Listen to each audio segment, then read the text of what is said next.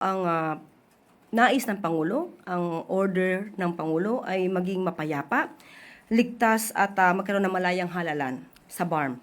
Sa ngayon po, ayon po sa PNP, maganda naman din po na sila ay nabibigyan ng ganitong klase mga impormasyon, pero ito po ay kanilang ibeberipika.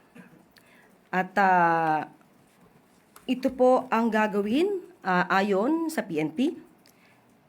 Patuloy ang focus law enforcement operations ng PNP laban sa mga private armed groups at iba pang banta sa seguridad, kasabay ng mahigpit na koordinasyon ng PNP, AFP at COMELEC sa pamamagitan ng Joint Security Control Centers.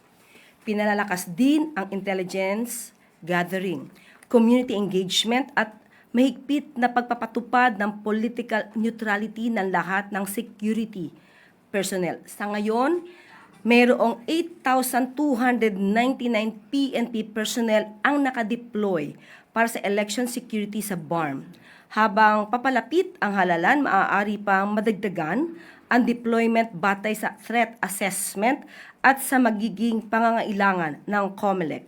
Katuwang ng PNP ang AFP at Philippine Coast Guard sa pagpapatibay ng seguridad, lalo sa mga election areas of concern na tinukoy ng COMELEC upang matiyak ang ligtas, mapayapa at maayos na pagsasagawa ng halalan. Yan po ang ayon sa PNP. At ayon din naman po sa COMELEC, yung nasasabing mga issue ng violence ay hindi po election related. Personal conflicts ito ayon sa COMELEC. But anumang mangyayari, ang PNP po, ang AFP, Philippine Coast Guard ay handa po para matiyak ang kapayapaan sa halalang darating.